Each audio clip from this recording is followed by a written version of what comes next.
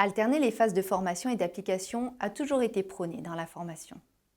Le digital learning, avec ses méthodes pédagogiques tant présentielles que distancielles, permet de travailler cette alternance de pédagogie avec efficacité. Parmi toutes les approches pédagogiques, le learning by doing, qui consiste à démarrer son apprentissage par une action puis à recevoir la théorie, se trouve plus que jamais boosté. Alors regardons cela de plus près.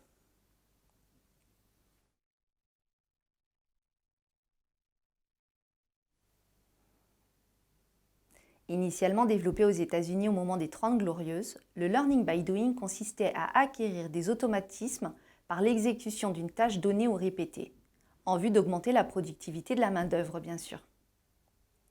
Le concept a ensuite été décliné en approche pédagogique permettant de développer et ancrer des réflexes professionnels en mettant l'apprenant au cœur de son apprentissage via 4 étapes. L'apprenant vit une expérience concrète, puis observe les résultats et formule ses réflexions. Ensuite, il nomme une méthode afin de faire le lien avec une théorie reconnue. Et enfin, il réalise de nouvelles expériences pour améliorer sa pratique. Exemple. Imaginons un vendeur novice dans ce métier. Laissons-le réaliser une vente sans consigne particulière. Puis invitons-le à réfléchir jusqu'à ce qu'il mentionne de lui-même que la vente nécessite des techniques. Après lui avoir fourni les fondamentaux de ces techniques, laissons-le tester, s'entraîner et progresser.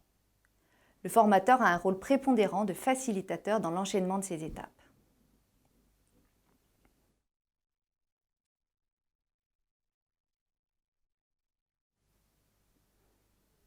C'est bien beau tout ça, mais qu'y a-t-il de nouveau à l'heure du digital learning?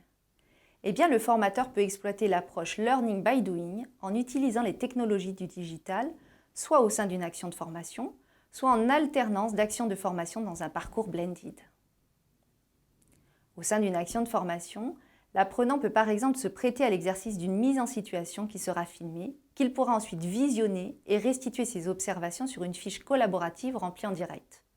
Il pourra également faire des recherches en ligne pour prendre connaissance de la méthode adéquate à la situation.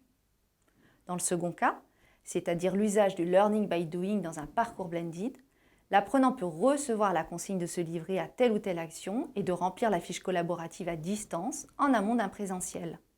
Le jour du présentiel, l'exercice de conceptualisation et de définition de la théorie est travaillé en collectif. Puis, de retour sur son lieu de travail, il met en œuvre cette méthode et ne manque pas de partager ses impressions sur le forum de la plateforme avec le formateur et ses pairs. Et voilà, le tour est joué. S'ajoute à ça un phénomène qui risque de prendre de l'ampleur, l'immersive learning. Il s'agit d'utiliser les masques de réalité virtuelle pour créer des situations. On imagine très bien la première étape du learning by doing de cette manière.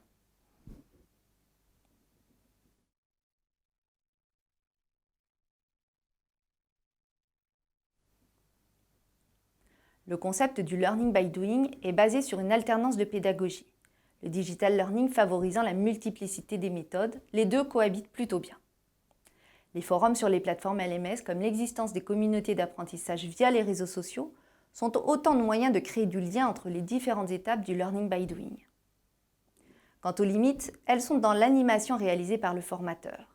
Si lui-même n'adapte pas ses messages pour faire le lien entre les différentes étapes du learning by doing aux différentes étapes du parcours blended, ou bien aux différents supports, la méthode risque de faire un flop. Mais nul doute que le formateur aguerri saura se prémunir de ce risque.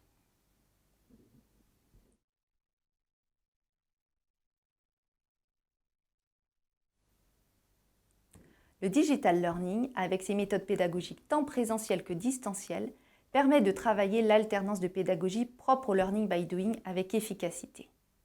En effet, le lien entre différentes étapes de formation au sein d'un parcours blended, par exemple, est primordial pour la progression de l'apprenant. Bien entendu, le formateur devra adapter son mode d'animation aux fonctionnalités des technologies utilisées.